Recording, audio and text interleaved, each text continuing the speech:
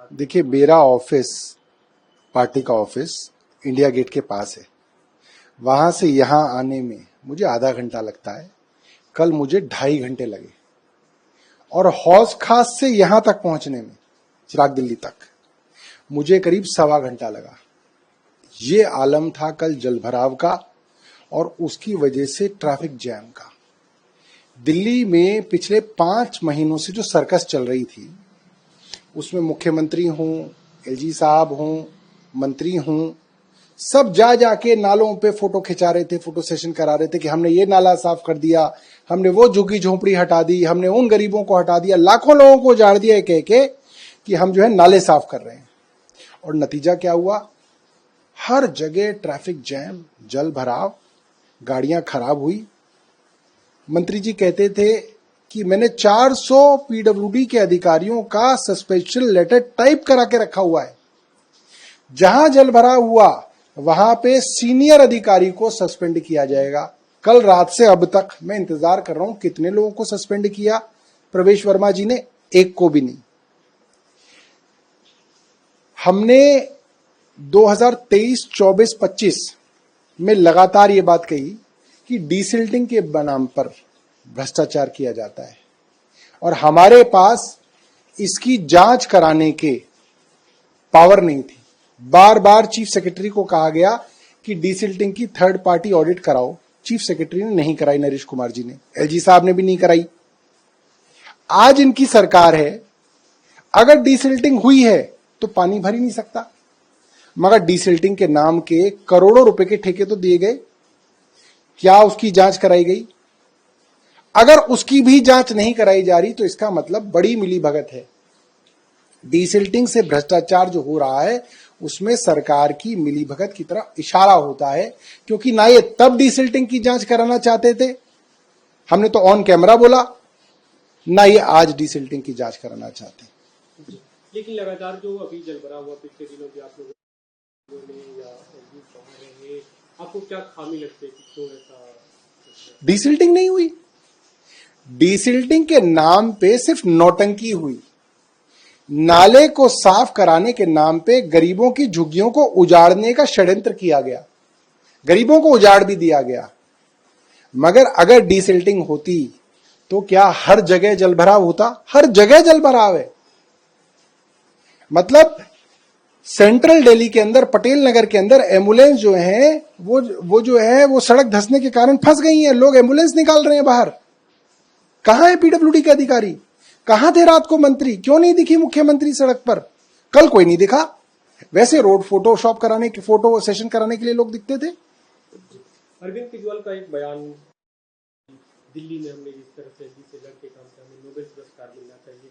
BJP ने उस अपने तरीके से, देखिए, बीजेपी उस पर कुछ भी बदतमीजी करे, मगर ये बात साफ है कि जिस तरीके से देश के प्रधानमंत्री नोबेल प्राइज के लिए व्याकुल हैं, पूरी दुनिया में ये बात साफ हो गई कि जहां जहां प्रधानमंत्री पूरे 11 साल तक घूमते रहे, कोई देश पाकिस्तान के खिलाफ हमारे साथ खड़े होने के लिए तैयार नहीं था। आज भी जिन बयानों की बात वो करते हैं, किसी देश ने पाकिस्तान का नाम लेना ठीक नहीं समझा। ये हमारी विदेश नीति की एक बहुत बड़ी जो है कमी है, जो सबके सामने आई। दिल्ली में सरकार चलाने के परिप्रेक्ष्य में कैसे देखते हैं? आपकी एलजी से लड़ाई इतनी बड़ी थी, आप लोग? लड़ाई नहीं थी। सरकार चलाने एलजी साहब राजनीतिक षड्यंत्र का हिस्सा थे। कहीं पे पानी की कमी होती थी, एलजी साहब संगम विहार जाते थे। अब क्यों नहीं गए? इस बार पानी की कमी नहीं हुई, खूब हो रही है, वहां तो धरने प्रदर्शन हो रहे हैं। कहीं पे जल भराव होता था तो एलजी साहब जाके फोटो खिंचवाते थे, मीडिया को लेके जाते थे, मुख्यमंत्री को चिट्ठी लिखते थे, कटाक्ष करते थे। अब जल भराव नहीं दिख रहा एलजी साहब को, अब कटाक्ष नहीं करेंगे। मंत्रियों के खिलाफ जो है जांच बिठाया करते थे, अब नहीं दिख रहा एलजी साहब को कोई गड़बड़। तो एलजी साहब तो एक राजनीतिक षड्यंत्र का हिस्सा थे और आज दिल्ली के सामने सबकी पोल सामने खुल गई है। तब एलजी साहब बड़े बड़े ज्ञान देते थे कि मुझे पता है नाले कैसे साफ करने हैं, मुझे पता है दिल्ली जलभराव कैसे रोका जाएगा। चुनी हुई सरकार को नहीं पता। अरे अब आप आ गए, आपकी चुनी हुई सरकार आ गई, आपके कहने पे चल रही है सरकार, अब क्यों नहीं रोक लिया आपने जलभराव? वडोदरा में, गुजरात के वडोदरा में कल एक देखिए, आज से 4 साल पहले, या मैं कहूं करीब 5 साल पहले, मोरबी गुजरात के अंदर एक पुल गिरा जिसके अंदर 300 से ज्यादा लोगों की मृत्यु हो गई। कुछ दिनों बाद भारतीय जनता पार्टी के समर्थकों ने सोशल मीडिया पर यह साबित कर दिया कि जो लोग उस पुल पर थे और जो मरे हैं वही जिम्मेदार थे उस पुल के गिरने के लिए। उन्होंने उस पुल को इतना हिलाया कि उन्होंने हिला हिला के वो पुल गिरा दिया और वो मर गए। आप कुछ दिन इंतजार कर लीजिए, कुछ दिनों में जो लोग इसके अंदर मरे हैं उन्हीं को जिम्मेदार ठहरा दिया जाएगा कि इन्हीं लोगों ने पुल गिराया है और ये खुद अपनी मौत के जिम्मेदार हैं। नहीं तो कोई अब्दुल ढूंढा जाएगा और कहा जाएगा कोई अब्दुल था, वो पाकिस्तान से आया या वो कहीं और से आया, उसने बम लगा के पुल गिरा दिया। फिर वो अब्दुल कभी ढूंढा नहीं जाएगा, मगर वो सोशल मीडिया पे चल के उसकी फाइल को खत्म कर दिया जाएगा। बिहार में आज उस पर सुनवाई हुई है, क्या उम्मीद है आपको, क्योंकि ऑपोजिशन लगातार इसे लेकर सरकार को घेर रहा है? देखिए, ले दे के अब देश में सुप्रीम कोर्ट के कुछ चंद जजेस से ही उम्मीद है। जजेस इसलिए कह रहा हूं क्योंकि अब देखा जा रहा है कि कोर्टों के अंदर फैसले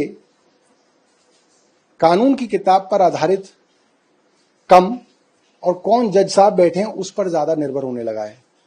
तो अब कुछ सुप्रीम कोर्ट के जजेस पर ज्यादा भरोसा देश को है और लगता है कि वहां से न्याय मिल सकता है। और मुझे लगता है बहुत जरूरी है कि देश के अंदर न्याय व्यवस्था और कानून व्यवस्था और ये पूरी की पूरी जो न्याय पालिका है उस पर भरोसा टिका रहे। अगर उस पर भी भरोसा खत्म हो गया इस देश में तो कोई कॉन्स्टिट्यूशनल अथॉरिटी नहीं बचेगी जिस पर देश के लोगों को भरोसा हो। इलेक्शन कमीशन कॉम्प्रोमाइज्ड है, ईडी कॉम्प्रोमाइज्ड है, सीबीआई कॉम्प्रोमाइज्ड है, इनकम टैक्स कॉम्प्रोमाइज्ड है, प्रधानमंत्री कार्यालय कॉम्प्रोमाइज्ड है, सबका राजनीतिकरण हो चुका है। सिर्फ सुप्रीम कोर्ट के कुछ बेंचेस बचे। मुख्यमंत्री रेखा गुप्ता के दिया गया था, कैंसिल कर दिया गया। मेरा रेखा गुप्ता जी से एक छोटा सा सवाल है, क्या आपको 14 एयर कंडीशनर्स की जरूरत है? अगर है तो लगवा लीजिए, इसमें क्या दिक्कत है? और अगर नहीं है तो बता दीजिए। क्या वो 5 LCD टीवी, 4 55 इंच के और 1 65 इंच का जो लगाया जा रहा था उसकी आपको जरूरत है? अगर है तो लगवा लीजिए और नहीं है तो बता दीजिए।